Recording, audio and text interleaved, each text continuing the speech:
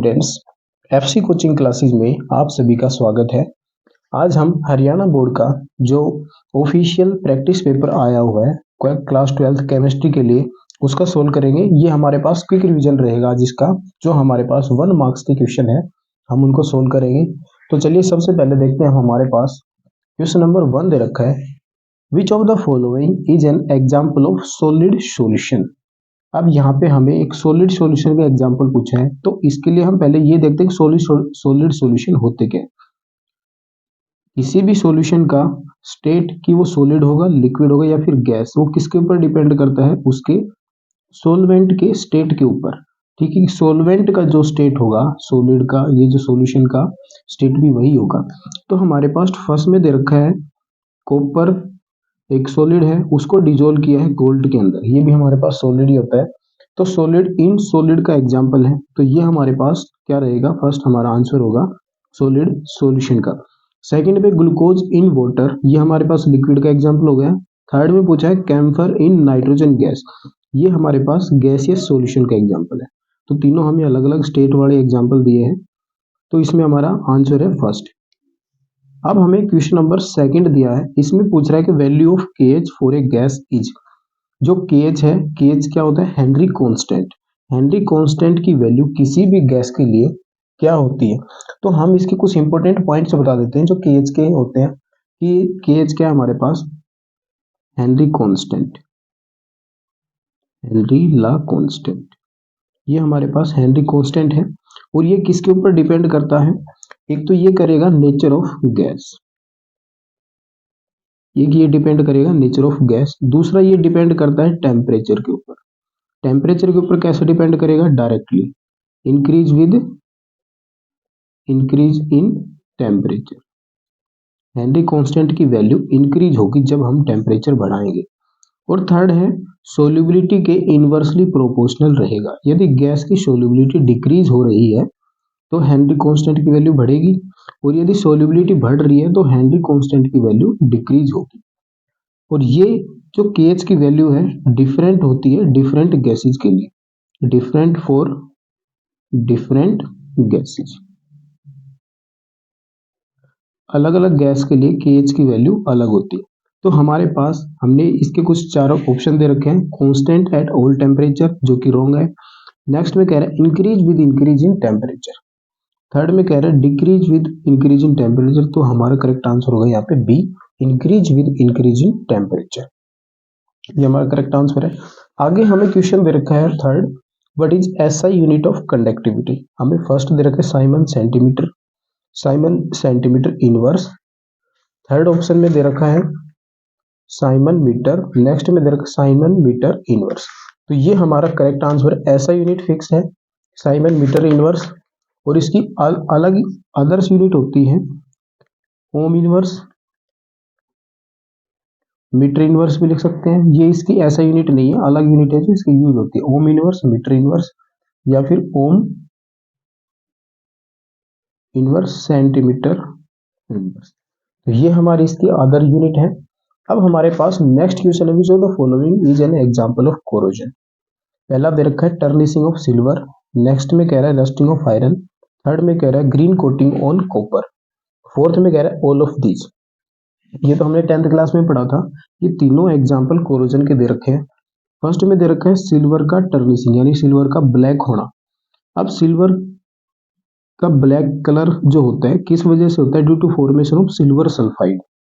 Silver article के ऊपर silver sulphide की लेयर फॉर्मेशन बन जाती है, जिससे उसका कलर कैसा हो जाता है, ब्लैक कलर। अब आयरन के अंदर आयरन का फॉर्मूला रहेगा रस्टिंग का Fe2O3.XH2O। ये हमारे पास आयरन का कलर रहेगा। ये हमारे पास ब्राउन कलर का होगा, ब्राउन पाउडर। और ये हमारे पास सिल्वर की कोटिंग किस कलर की होती है, ब्लैक कलर की। अब नेक्स्ट में कह रहा है green coating on copper. Copper के ऊपर ग्रीन कोटिंग जो आती है, copper carbonate, copper hydroxide, basic copper carbonate, ये होता है ग्रीन कलर का कंपाउंड जो फॉर्म होता है कॉपर के ऊपर। तो ये हमारे पास तीनों कोरोजन के एग्जांपल हैं, अलग अलग मेटल के दे रखे हैं। तो हमारा करेक्ट आंसर होगा डी, ऑल ऑफ दीज। अब नेक्स्ट में है which of the following can not be molecularity of a chemical reaction. Question number 5 में कह रहा है किसी भी केमिकल रिएक्शन की मोलिकुलरिटी क्या नहीं हो सकती है। तो मोलिकुलरिटी होती है कि एक रिएक्शन के अंदर कितने मोलिक्यूल रिएक्शन कर रहे हैं। तो हमें पता है एक मोलिक्यूल से भी रिएक्शन हो सकती है, यानी कि अकेला मोलिक्यूल है हम उसको हीट करेंगे तो जैसे डिकम्पोजिशन रिएक्शन हमने पढ़ा है, एक से कितना बनना, दो या तीन प्रोडक्ट की फॉर्मेशन होना। तो यहाँ पे मॉलिक्यूल एक था जिससे रिएक्शन आगे हो गई, दो से भी हो सकती है, तीन से भी हो सकती है, लेकिन जीरो से नहीं हो सकती। यदि वहां पे कोई मॉलिक्यूल ही नहीं है रिएक्शन करने के लिए तो वो रिएक्शन प्रोसीड होगी ही नहीं। तो हमारे पास इसका आंसर हो जाएगा ए। अब हमारे पास नेक्स्ट क्वेश्चन है, what is represented by A in Arrhenius equation. तो सबसे पहले हम देखते हैं कि अरेनियस इक्वेशन होती क्या है। अब हमारे पास अरेनियस इक्वेशन होती है के equal to A E A minus A upon R T. ये हमारे पास अरेनियस इक्वेशन है।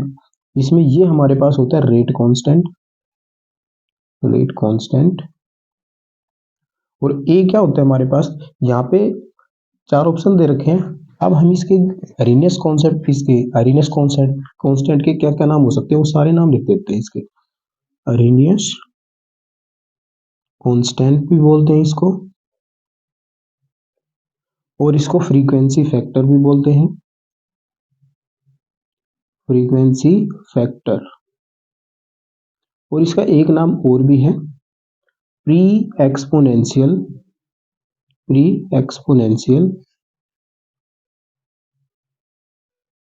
फैक्टर।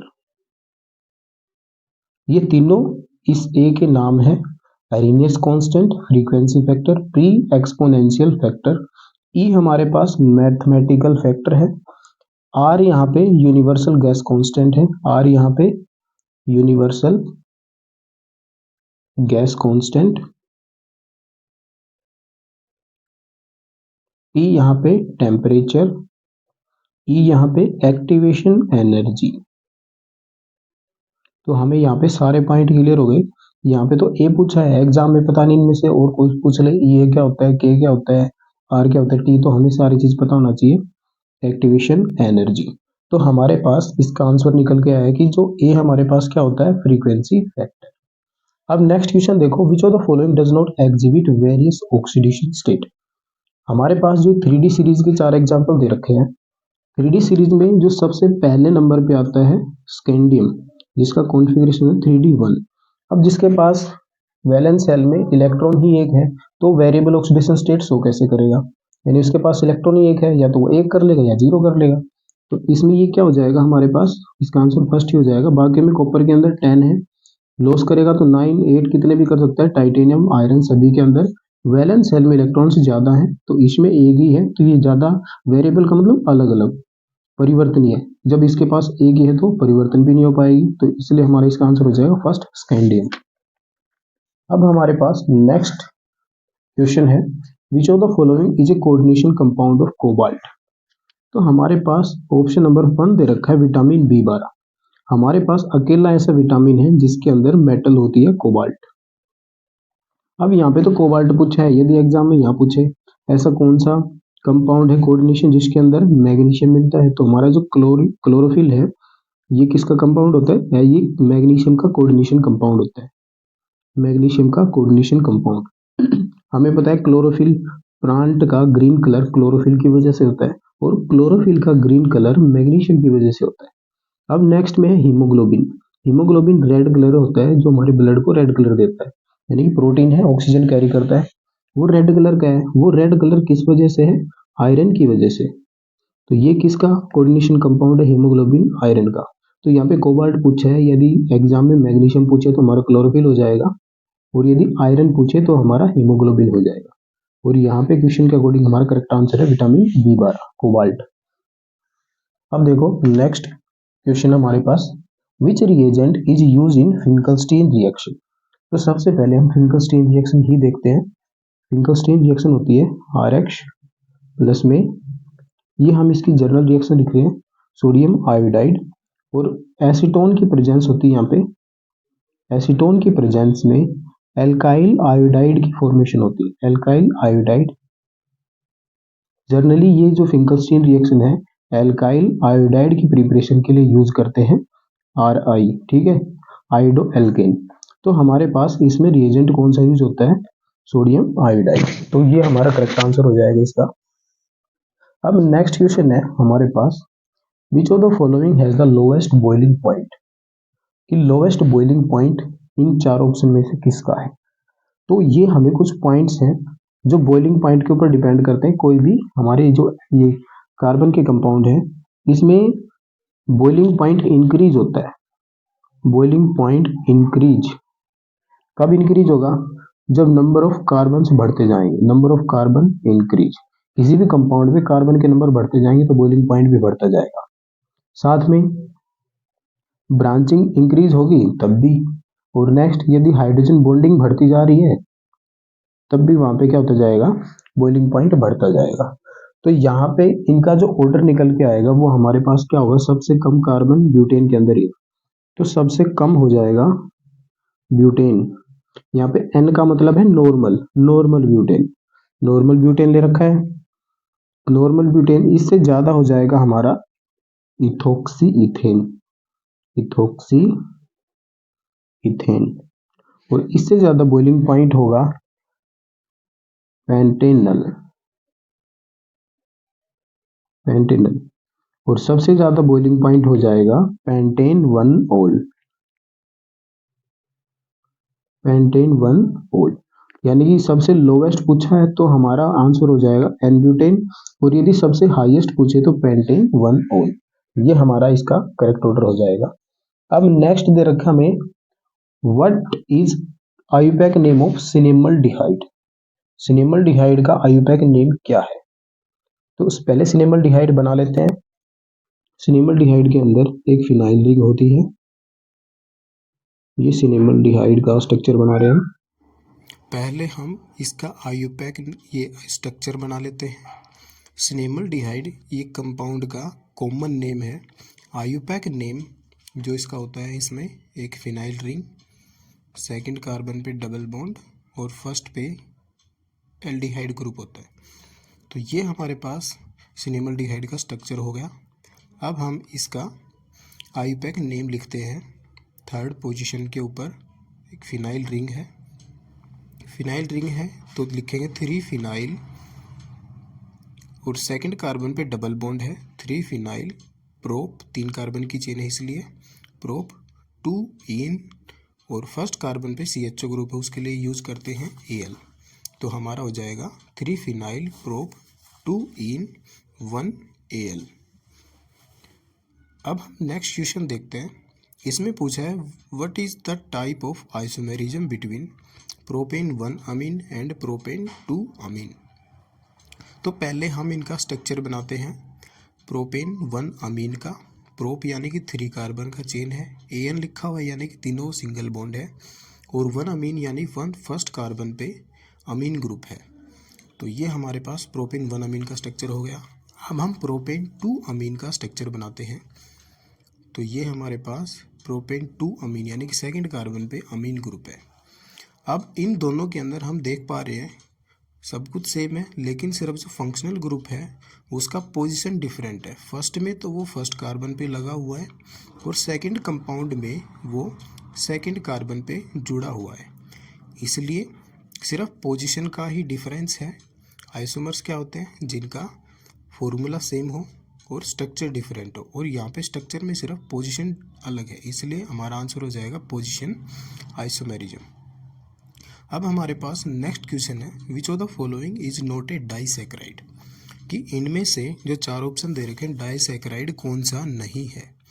तो हम चारों का लिखेंगे। डाइसैकेराइड होता है जिसका हाइड्रोलिसिस करें तो हमें 2 मोनोमर यूनिट मिले। तो हम सभी का लिखेंगे कि इनका हाइड्रोलिसिस करने पे कौन से कंपाउंड बनते हैं। तो ग्लूकोज जब सुक्रोज का करते हैं तो हमें 2 यूनिट मिलती है, एक ग्लूकोज और दूसरा फ्रक्टोज। राइबोज मोनोसैकेराइड है, इसका नहीं होता है। माल्टोज का हाइड्रोलिसिस करने से हमें 2 ग्लूकोज की यूनिट मिलेंगी, ग्लूकोज प्लस ग्लूकोज, दोनों ग्लूकोज की ही यूनिट होंगी। और लैक्टोज का हाइड्रोलिसिस जब करेंगे तो हमें एक ग्लैक्टोज और दूसरा ग्लूकोज का यूनिट मिलेगा। तो ये 3 हमारे पास मोनो डाइसैकेराइड थे, और जो हमारा बी ऑप्शन है राइबोज एक मोनोसैकेराइड है। तो हमारा आंसर हो जाएगा यहाँ पे राइबोज, ऑप्शन नंबर बी। यहाँ पे डाइसैकेराइड नहीं है ऐसा पूछा था। अब हमारे पास नेक्स्ट क्वेश्चन है, which of the following is involve in blood clotting. 4 option दे रखे हैं, यानी कि हमें 4 विटामिन दिए हैं। चारों विटामिन में हमें पूछा है कि कौन सा ब्लड क्लोटिंग में हेल्प करता है। तो विटामिन के जो है ब्लड क्लोटिंग में हेल्प करता है। विटामिन ई ब्यूटी विटामिन है, जो ब्यूटी पार्लर या फिर और भी ब्यूटी वाली चीज़ों में यूज़ होता है। विटामिन सी लेमन में पाया जाता है। विटामिन ए नाइट ब्लाइंडनेस में को ट्रीट करता है, यानी कि आंखों की रोशनी बढ़ाता है। अब हमारे पास एसर्शन और रीजन वाले क्वेश्चन है। इनमें 4 ऑप्शन फिक्स होते हैं। हमें 2 स्टेटमेंट मिलते हैं, दोनों स्टेटमेंट को स्टडी करना होता है, ट्रू कौन सा है फॉल्स कौन सा है। और यदि जो रीजन दे रखा है वो फर्स्ट वाले को एक्सप्लेन करता है तो हमारा आंसर हो जाएगा ए। तो देखिए यहाँ पे दे रखा, study of actinoid is difficult than the study of lanthanoid, यानी कि एक्टिनोइड की स्टडी लेंथेनोइड की स्टडी से हार्ड है। हार्ड क्यों है? क्योंकि वो रेडियो एक्टिव है। तो यहाँ पे रीजन भी करेक्ट दे रखा है तो हमारा आंसर हो जाएगा ए, यानी कि जो रीजन है वो एसर्शन को एक्सप्लेन कर रहा है। अब हमारे पास नेक्स्ट क्वेश्चन है, क्वेश्चन नंबर 16। अब इसमें थायोसाइनेट लिगेंड कह रहा है कि ये लिंकेज आइसोमेरिज्म प्रोड्यूस करता है। थायोसाइनेट लिगेंड होता है HCN, और ये जो एम्बिडेंटेड लिगेंड है ये लिंकेज आइसोमेरिज्म प्रोड्यूस करते हैं कोऑर्डिनेशन कंपाउंड के अंदर। अब एम्बिडेंटेड लिगेंड क्या होता है? ऐसे लिगेंड जिनके अंदर एक से ज़्यादा डोनर साइट हो, लेकिन वो एक बार में एक ही सेंट्रल मेटल एटम को अपने इलेक्ट्रॉन्स लोन पेयर डोनेट करें। तो HCN के अंदर 2 हैं, एक सल्फर से भी कर सकता है और नाइट्रोजन में, और यहाँ पे थायोसाइनेट लिखा है नहीं, सल्फर से कर रहा है। तो हमारा यहाँ पे दोनों स्टेटमेंट सही है। थायोसाइनेट एक एम्बिडेंटेड लिगेंड है और दोनों लिंकेज आइसोमेरिज्म प्रोड्यूस करते हैं। तो हमारा आंसर हो जाएगा फर्स्ट, ऑप्शन ए। अब नेक्स्ट क्वेश्चन है हमारे पास, क्वेश्चन नंबर 17।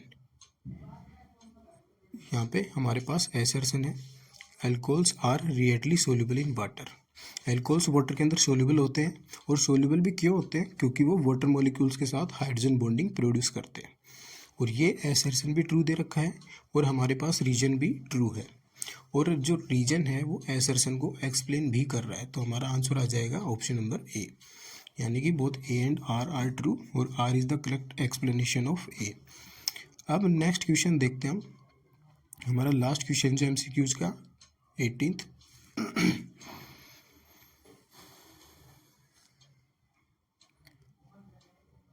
इसमें हमें दे रखा है एसर्शन में when nucleotides is linked to phosphoric acid we get a nucleoside. तो ये हमारा यहाँ पे एसर्शन ही रॉन्ग हो गया है, हमारा एसर्शन रॉन्ग है। और रीजन में लिखा हुआ है कि nucleotides are join together by phosphodiester linkage. हमारा रीजन यहाँ पे ट्रू है, एसर्शन हमारा फॉल्स हो गया, इसलिए हमारा आंसर हो जाएगा option number D.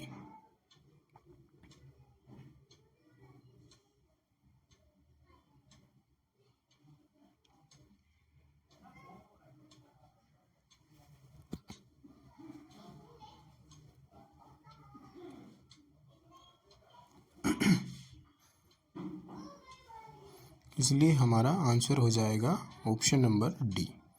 Thanks for watching. ये हमारे पास ऑफिशियल सैम्पल पेपर यानी प्रैक्टिस पेपर था जो बोर्ड ने अपनी साइट पे डाला है। सेट ए था हमारे पास, हमने इनको इम्पोर्टेंट पॉइंट्स के साथ एक्सप्लेन किया है। Thanks for watching, share subscribe our channel.